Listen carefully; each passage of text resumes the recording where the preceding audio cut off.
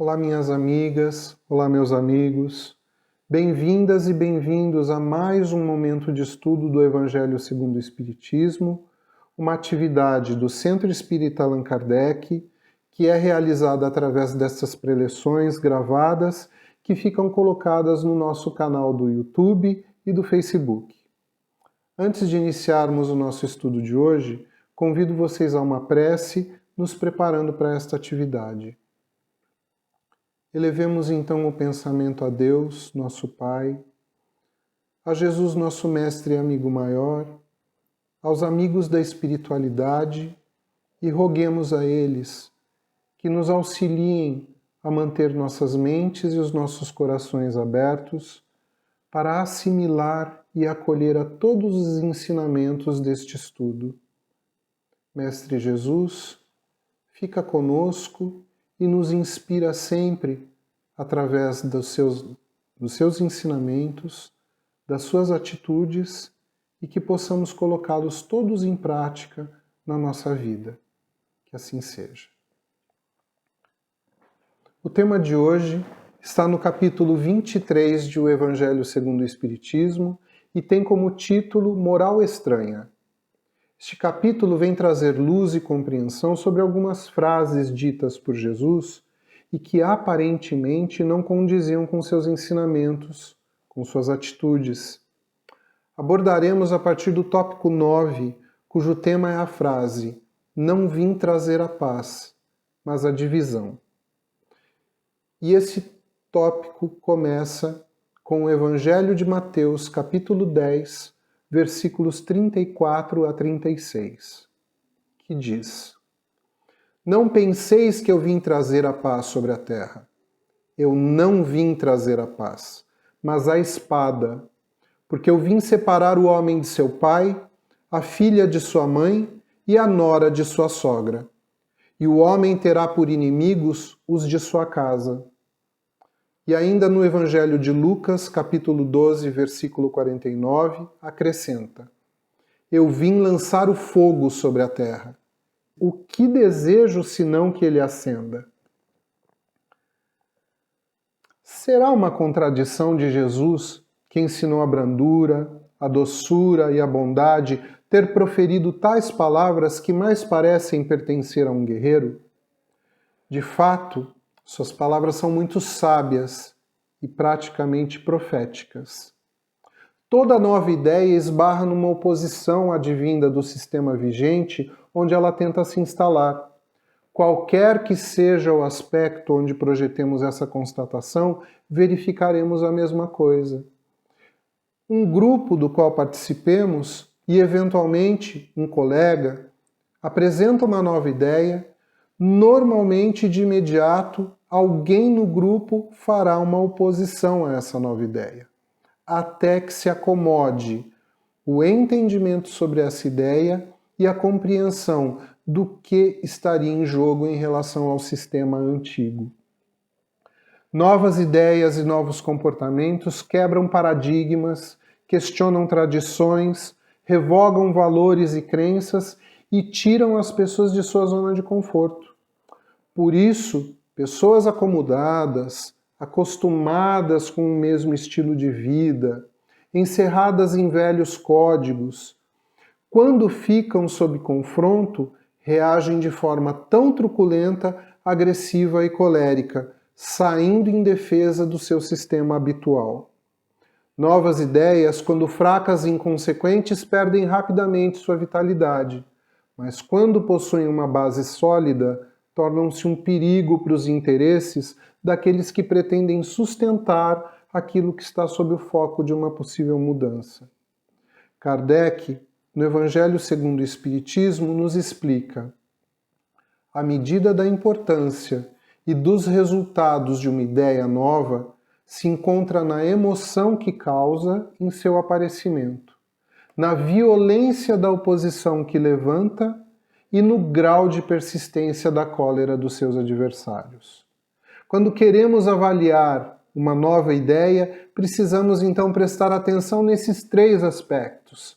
Vamos revê-los: a emoção que causa em seu aparecimento, a violência da oposição e a persistência da cólera dos adversários. Assim foi com o cristianismo, uma doutrina que abalou as bases das religiões pagãs de seu tempo, confrontando os interesses pessoais e os abusos de seus sacerdotes e doutores. Estes, mesmo tentando combater ao cristianismo, eliminando Jesus, seu principal propagador, não tiveram êxito, pois a ideia, a semente já estava lançada. Embasada nas verdades universais, que são as leis divinas, a doutrina do Cristo fortaleceu a fé e trouxe luz àqueles que estavam subjugados pelo paganismo. Então, as palavras ditas por Jesus se fazem claras ao nosso entendimento, posto que o inevitável confronto entre a nova ideia e os velhos costumes resultou em cisões não só nos templos e outras instâncias da sociedade de sua época, mas especialmente e também nas células menores, nas famílias. Jesus, em sua sabedoria, sabia que mesmo a sua doutrina de caridade, fraternidade e amor ao próximo ainda enfrentaria a inferioridade da natureza humana. Seria posta à prova passando por distorções, cometeria desvarios por conta dos interesses e dos jogos de poder. Portanto, as suas palavras revelam uma grande compreensão. Kardec nos propõe a seguinte compreensão dessas palavras: não creais que a minha doutrina se estabeleça pacificamente. Ela conduzirá a lutas sangrentas, das quais meu nome será o pretexto, porque os homens não terão me compreendido, ou não terão querido me compreender. Irmãos tirarão a espada um contra o outro, e a divisão se fará entre membros de uma mesma família. Eu vim lançar o fogo sobre a terra para limpá-la dos erros e dos preconceitos, como se faz no campo para destruir as ervas daninhas.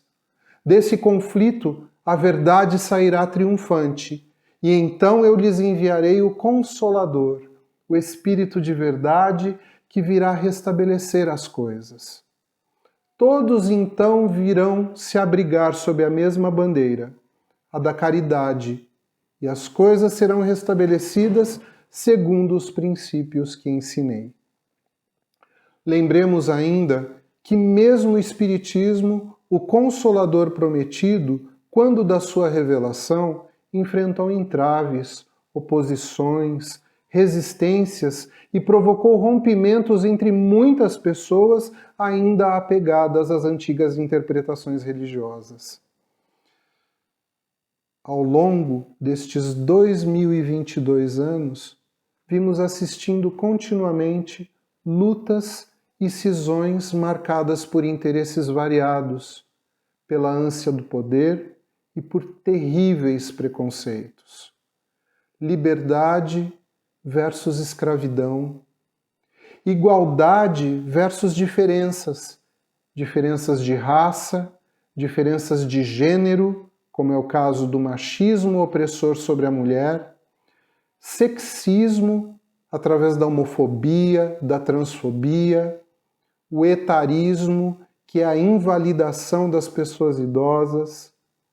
Isso entre tantas outras diferenças que a nossa sociedade ainda faz questão de manter.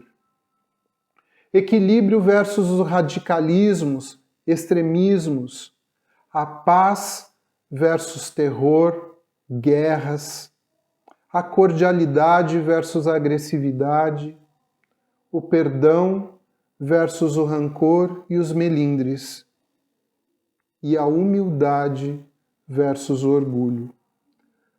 Alguns desses embates acontecem no nível social, ideias novas surgem e se colocam o tempo todo como propostas para reavivar, para reativar aquilo que é positivo em nós, mas os velhos hábitos e os velhos costumes ainda gritam fortemente na sociedade.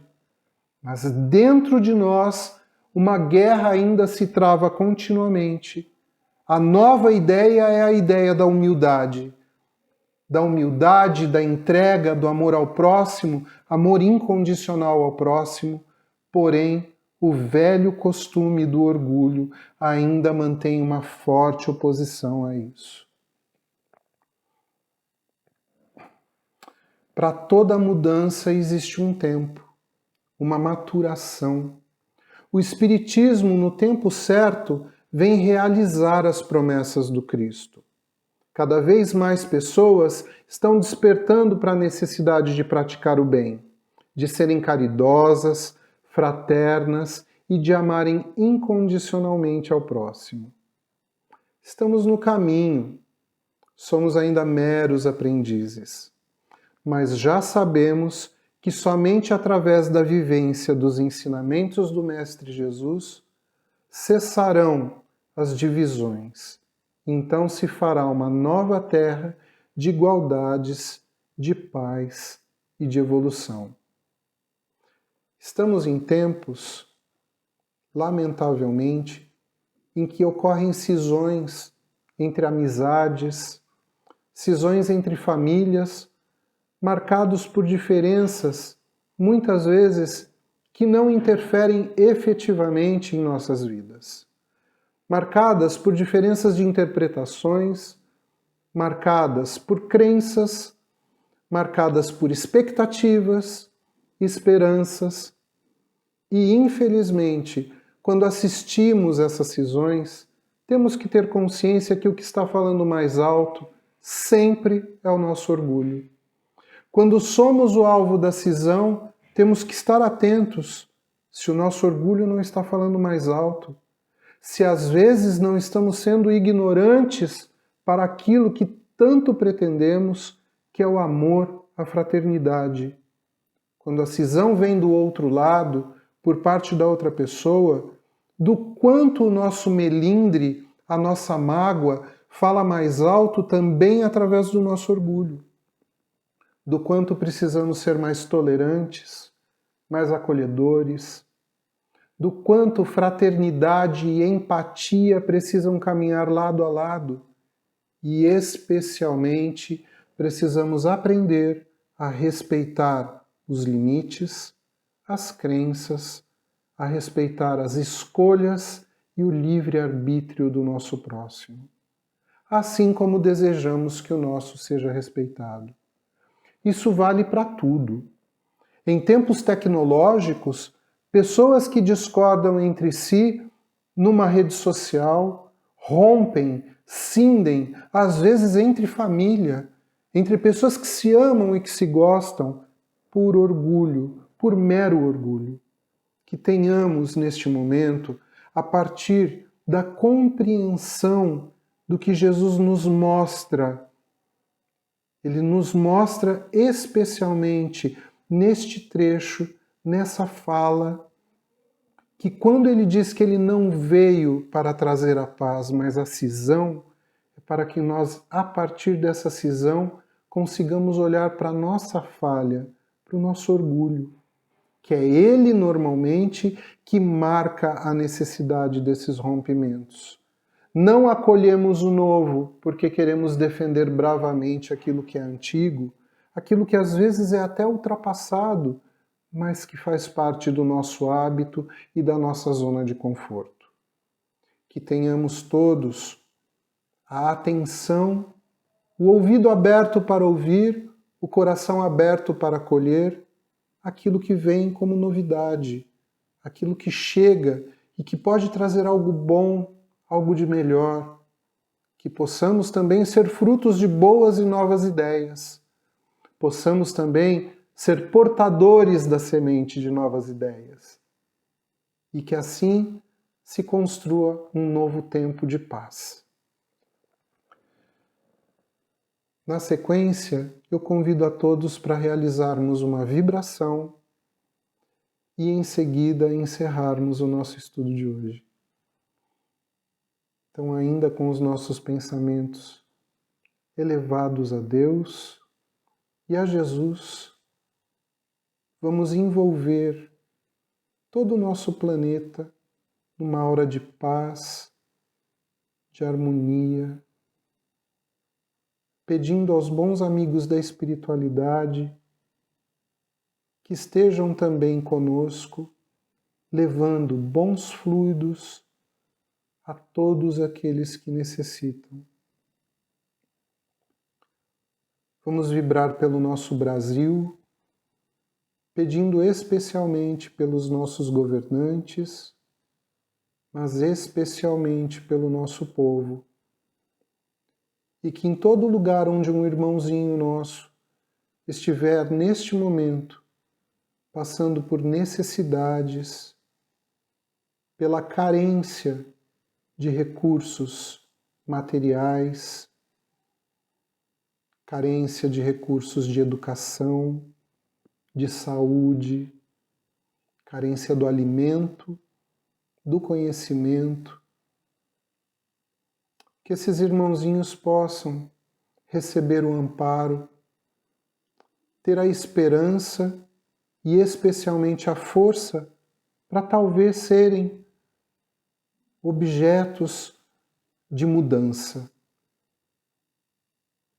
Talvez eles possam trazer o novo, a nova ideia e significar uma melhora. Que eles encontrem solo fértil para as novas sementes. E aqueles que não o conseguirem, que tenham o amparo de amigos, o amparo de pessoas com melhores recursos. Vibramos pela nossa cidade e pedimos neste momento pelos moradores de rua, pelas pessoas que estão institucionalizadas nas creches, nos asilos, pessoas que estão hospitalizadas, pessoas que estão nas cadeias e por aquelas que às vezes estão na sua solidão. Mestre Jesus, encaminha para cada um desses irmãos os abnegados obreiros do bem, encarnados e desencarnados. Que cada uma dessas pessoas possa receber a mão amiga, que ofereça o recurso de que necessitam. Pedimos neste momento, Senhor, por algum caso particular que conhecemos, algum amigo, algum parente, algum conhecido que necessita de ajuda, necessita, Senhor, da sua proteção. E pedimos, por fim, pelos nossos familiares, pelos nossos conhecidos, pelas pessoas com quem convivemos e por nós mesmos. Que tenhamos sempre a sua proteção, a sua presença em nossas mentes e em nossos corações. E aproveitamos ainda esse momento para agradecer, Senhor. Agradecer por tudo que temos, tudo que somos, e agradecer por nos possibilitar receber sempre, de alguma forma, os Teus ensinamentos. Gratidão, Senhor, pelo Centro Espírita Allan Kardec, por todas as pessoas encarnadas e desencarnadas que são ligadas a esta abençoada casa, e por tudo que temos a oportunidade de crescer e de aprender em grupo, em conjunto. Fica conosco, Jesus, orienta as nossas mentes e os nossos passos no bem e faça sempre de nós instrumentos da sua paz. Agradeço imensamente a atenção e a companhia de cada um de vocês. Que a gente se veja em breve em outras preleções, em outros estudos. Um grande abraço.